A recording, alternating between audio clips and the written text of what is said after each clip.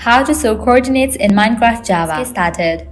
Today we are diving into a crucial aspect of Minecraft Java Edition, revealing coordinates.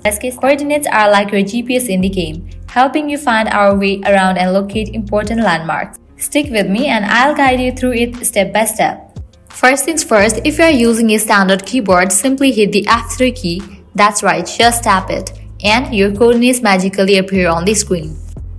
But wait, if you are gaming on a laptop, it's a tad trickier. You will need to hold down the Fn key and press F3 simultaneously. Don't worry, it's not rocket science, just a little laptop keyboard hack. Now here's the kicker, if you are seeing everything but XYZ coordinates, it's time for a fix. Pause the game, head over to Options, then Chat Settings. Scroll down until you spot Reduce Debug Info, make sure it's off.